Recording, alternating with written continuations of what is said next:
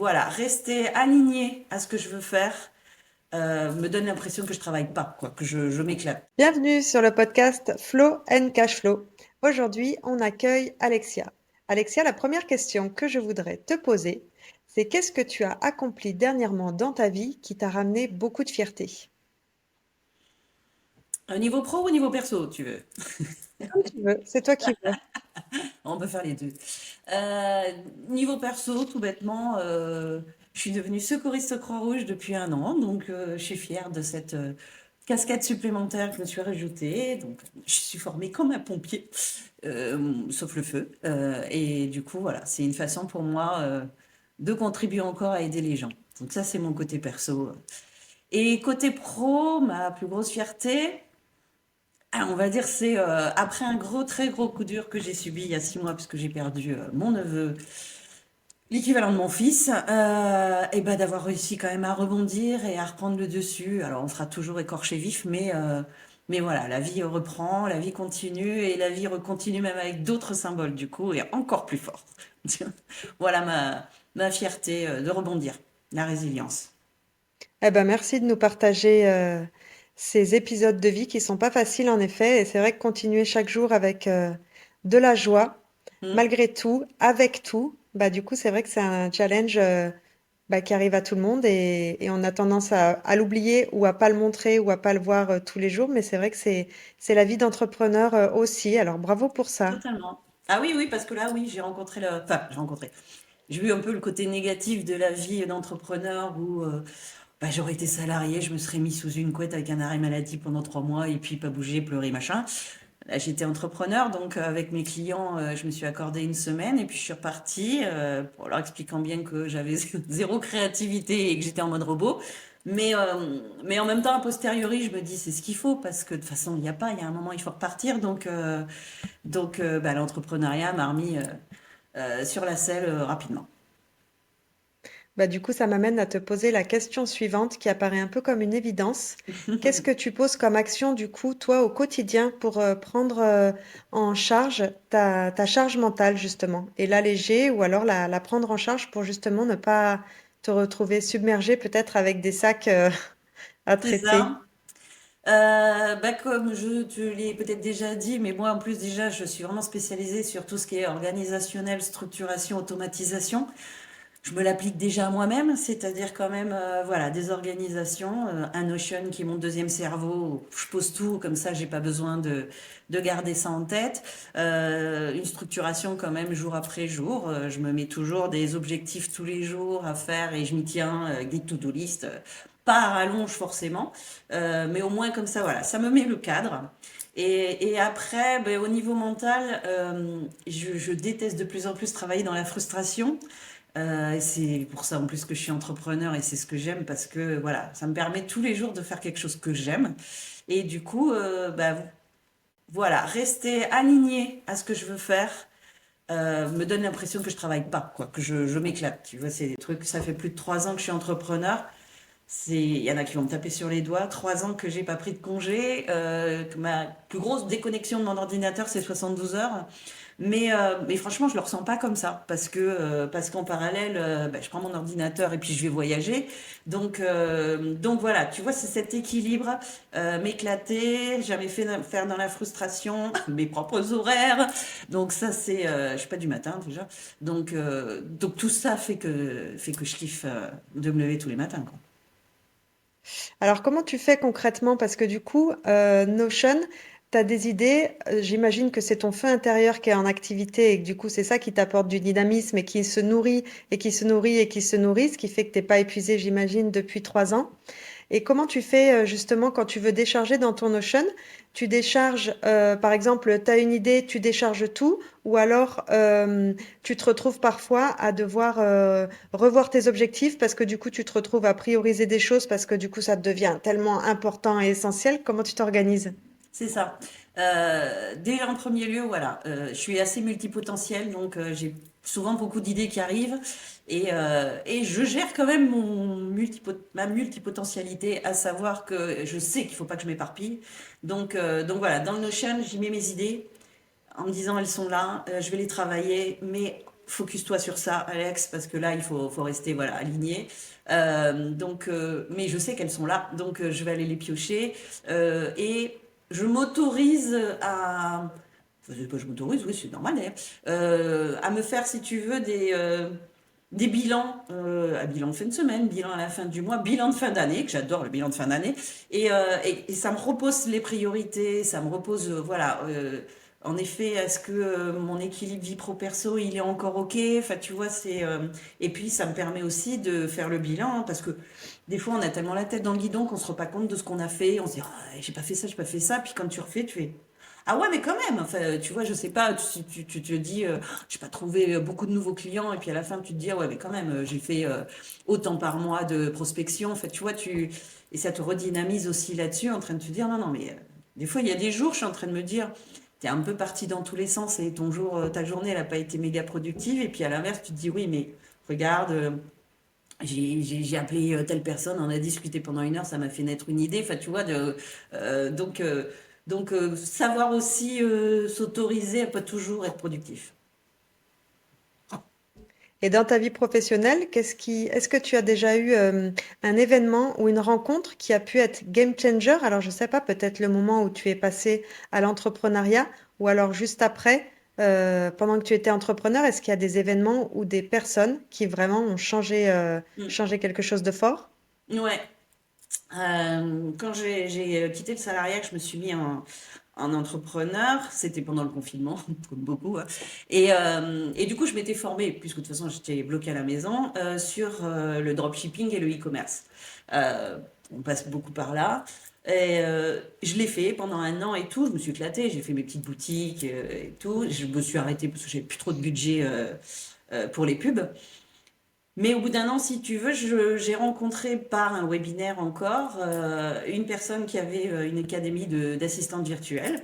Je suis sa formation en me disant, allez, quoique, tu vois.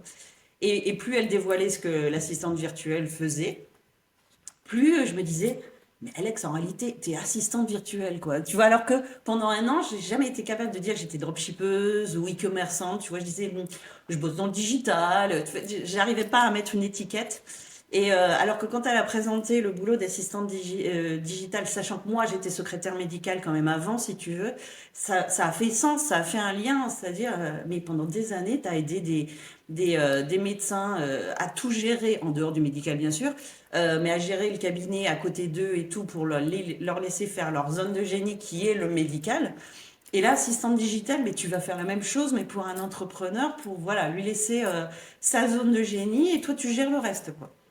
Donc ça a été le game changer, c'est-à-dire que ça faisait 1 an que je disais, je bosse dedans, je machin, je truc, tu vois, je fais des choses. Et en voyant sa formation, en rentrant dedans bien sûr, j'ai pu enfin dire, je suis assistante digitale, assistante virtuelle, enfin tous les termes que l'on peut utiliser. Et ça a été le game changer. Et grosso modo, je lui dis toujours merci parce que c'est grâce à elle que je suis entreprenante depuis 3 ans et que j'en vis. Donc, euh, donc oui. Ah, c'est intéressant. Et du coup, qu'est-ce que tu as mis en place petit à petit entre le moment où tu as commencé à être à ton compte et comment dire, et maintenant où tu as une vie vraiment alignée sur ton feu intérieur ou sur ce qui t'anime? Qu'est-ce que tu as pu mettre en place pour de plus en plus, j'imagine, te ramener sur des actions de joie et sur bah, des tâches vraiment qui t'excitent et qui t'intéressent et qui font que bah voilà, ça fait 3 ans que t'as pas pris de vacances. Ouais, bah écoute, les hauts et les bas de l'entrepreneuriat, on va dire. C'est-à-dire que, franchement, quand j'ai débuté en tant qu'assistante virtuelle, j'ai très très rapidement trouvé mes clients réguliers. Limite, je sais pas trop comment j'ai fait. Enfin, tu vois, c'était le. Donc, franchement, ça a été facile. De là, j'ai très vite vécu avec eux et c'était bon. Tous les mois, j'avais mon CA qui tombait puisque c'était des forfaits réguliers. Et en parallèle, en plus, j'étais correctrice de copie pour une école à distance de secrétaire médical. Donc, j'avais cet atout, si tu veux, de me dire, moi, je démarre le mois sans me poser la question de savoir combien de CA je vais avoir. Donc, ça, c'était un luxe, ça, je peux l'avouer. Mais du coup, revers de la médaille, je me suis un petit peu reposée sur mes lauriers, c'est-à-dire qu'après, ben, voilà, je suis un peu sortie des réseaux sociaux, je faisais moins de networking, un peu en mode pépère, je vis avec ce que j'ai, si tu veux. Et bien sûr, bah, comme tout n'arrive jamais par hasard et surtout toujours en même temps que je perds mon neveu, si tu veux, mon client, 2 mois après, arrête son activité. Donc, et les copies s'arrêtent aussi, enfin, ils sont en train de s'arrêter, parce que bah, les gens ne se forment plus. Je pense qu'il y a le CPF qui a changé, il y a le chômage qui est réduit, donc bah, on a un stress de savoir où on va. Donc je pense que tout le monde reste le doigt sur la couture et bouge plus de son boulot, tu vois, même s'il l'aime pas. Du coup, ça me fait une chute drastique. Bonne nuit noire de l'âme, comme on dit, c'est-à-dire voilà, le creux de la vague. Et du coup, bah, c'est ouais, remise en question. Donc, est-ce que je cours à la mission alimentaire viteuf, si tu veux, bah, pour gagner ma vie, tout simplement, hein, parce que c'est quand même le nerf de la guerre. Et, euh, et je vois que j'ai échoué même sur des missions, des tests et des trucs où je disais merde, je vais jamais trouver. Et puis après coup, je me disais, mais Alex, réfléchis, tu viens de faire un truc, t'aimes pas faire ça.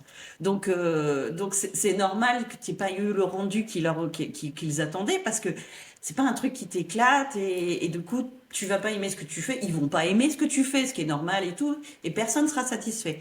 Et du coup, je me suis dit, même si il y a cette urgence, reste aligné comme on en revient, reste, garde ta fréquence et c'est comme ça que tu vas vibrer et c'est comme ça que tu vas retrouver des clients et c'est pour ça que voilà, maintenant c'est vraiment je reste dans ce que je veux faire et j'ai confiance et ça va rentrer. Donc voilà, c'est apprendre de ses échecs, apprendre. Alors, on te dit que c'est pas des échecs, c'est des leçons. D'ailleurs, je l'ai tatoué dans le dos ça. Euh, mais c'est plus pour mon divorce, mais bon. Mais Ça marche aussi. ça marche aussi. Mais voilà, et puis surtout se dire, ok, bah, tu l'as fait, c'est comme ça, tu t'es reposé sur tes lauriers, t'as pas été chercher des nouveaux clients. En même temps, ce client qui est parti, soit le CA est parti avec, mais j'étais rentrée dans une routine et je m'éclatais moins et ça m'ouvre une porte vers d'autres perspectives beaucoup plus réjouissantes. Et je te dis, oui, j'ai plein d'idées qui naissent, bien sûr, d'accompagnement toujours d'entrepreneurs comme je fais, mais aussi de créer mes propres formations. Enfin voilà, il y a plein de trucs qui arrivent dans les tuyaux et 2025 va être une renaissance. Eh ben super. Et qu'est-ce que tu mets en place comme action?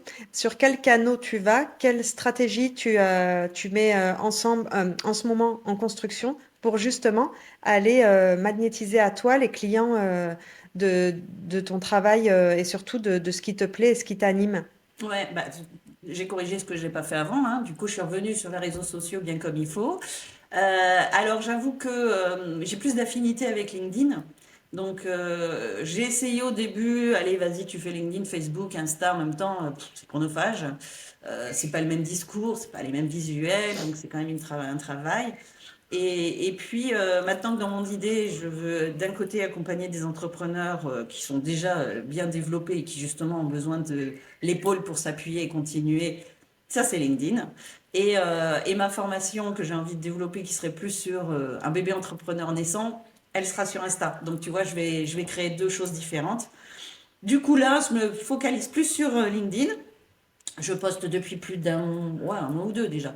Je poste vraiment beaucoup plus régulièrement, quasiment tous les jours, passant par qu'est-ce que je peux proposer, quelles sont mes offres, quel est mon client cible. Et là, depuis quelques semaines, ça y est, je me dévoile. Je pars sur le personal branding parce que je pars du principe qu'un accompagnement comme ça au long cours d'une personne, bah, il faut qu'elle ait la confiance, il faut qu'elle vibre avec moi, on va dire. Du coup, c'est ma personnalité qui va jouer avant tout.